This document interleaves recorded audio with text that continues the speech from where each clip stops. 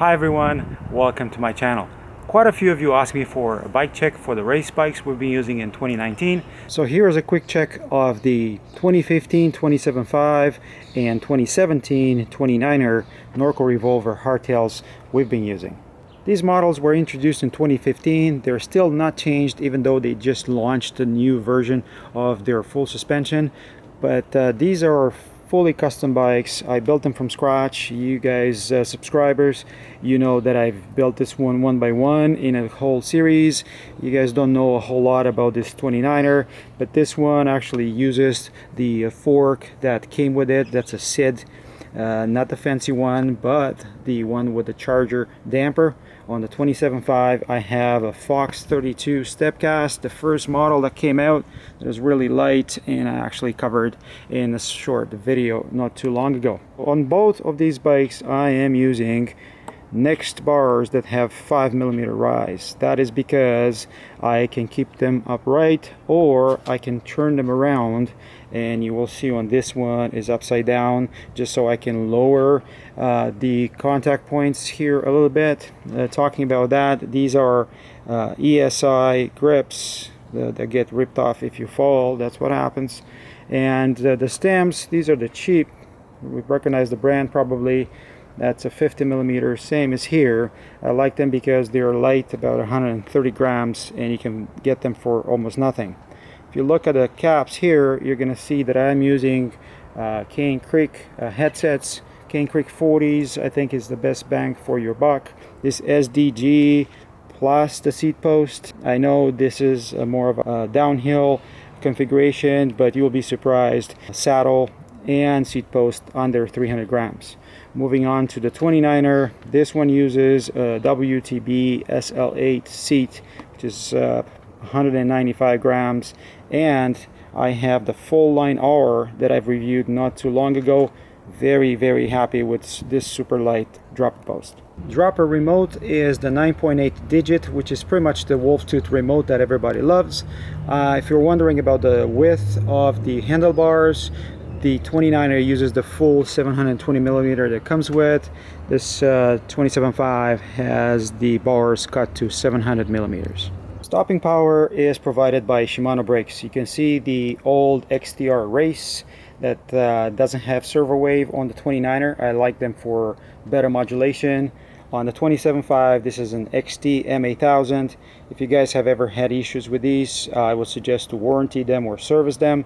They should work perfectly fine, and I do have a video talking about the differences between these. I have those brakes mated with 160mm rotors from Shimano ICE Technologies. This is an XT RT86, if I remember correctly. On the 27.5, since the hubs were center lock, I could install the Frieza. I absolutely love these rotors, probably the best you can get. Also 160mm front and rear. None of the frames in this generation of Norco Revolvers, hardtails, or full suspension use boost spacing, and that's the reason why it was fairly easy for me to find a set of used wheels. These are Syncross wheels that are built with DT Swiss hubs. That's why I could have an XD driver for this to install that E13 cassette. These are 22.5mm internal dimension, and I've been very happy with them. So I have a 100mm front. That only becomes a bit more of a problem when you're having 29er wheels, because they're not that stiff side to side, and that's one of the reasons why I decided to use asymmetrical rims when I built this wheel set. This is a carbon wheel set built around the DT Swiss 350 hubs, front and rear, and these are 25mm ID rims. Cheap carbon, I guess you can call them, but I've been pretty happy with them. They get scratched up and beat up anyway, so why spend all that money if you don't have to? And that takes me to the tires. You can see the 27.5 using Thunderbird in the rear. The 29er has Racing Ralph, the redesigned one, in the back. As for front tires, Rocket Run on the 27.5, and over here is the matching Racing Ray. I have looked at these early in the year. and so far so good. We've been very happy with this Racing Ralph Racing Ray combination. I will probably go for this going forward if I am to choose between the Schwalbe sets. I left the shifting bits for the end because I know you guys are very interested in that kind of stuff usually. You can see the routing here for the hoses and cables is internal. Can be a bit of a pain. I have a video on how to do that for these frames effectively. 27.5 uses an 11-speed drivetrain. XT, pretty much everything. So shifter and derailleur. Made it with an E13. This is the 946 cassette. I like the 11-speed with the GS cage here because the derailleur is shorter. You get less slapping around because of its weight, and it gives me half decent clearance to the ground. This is 511% range. Reality is you're not going to use that 9-tooth cog too much. I don't think so. That is mated with, you see, an absolute black oval. This is a 30-tooth up front. So I have X01 cranks with a BB30 bottom bracket, and I've talked about alternatives to the SRAM bottom bracket at the time, which I think they're much better. Overall, I'm very happy with this, but after 2 years of use, there is at least one gear over here that doesn't really shift that well anymore. Otherwise, the cassette doesn't skip or anything, but it's about time to change it.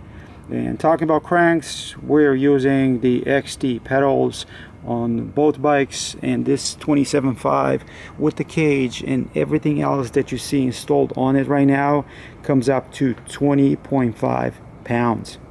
On the 29er, I have the XTR 12-speed shifter and derailleur, and that is mated with the GX Eagle cassette, so 1050. By the way, guys, I have a lot of video covering this stuff.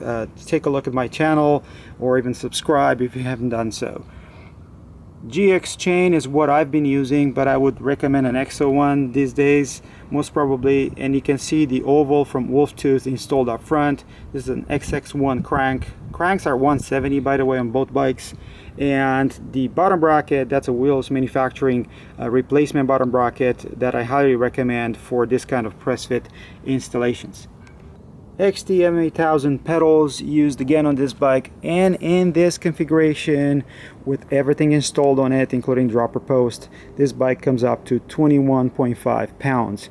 And trying to answer a few more of your questions, I am using mud guards on pretty much all my bikes because they protect the stanchions a little bit from dirt, debris, and all that kind of jazz.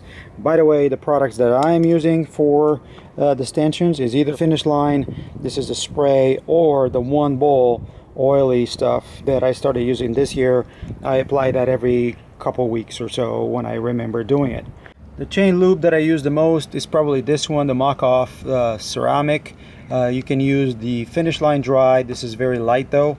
And for wet lube, I am using the Mach-Off version of this C3. These frames are actually very capable. They are probably going to introduce their 2020 model fairly soon, I assume, so you can probably find them for a big discount. If you don't mind the steepish head angle, this is 70.5, that's 69.75, and if you don't mind the non-boosted spacing, so 142 millimeter spacing in the rear, these are very capable hardtails that you won't be disappointed with. And that's pretty much all I have for you guys today. If you have any questions, let me know in the section below.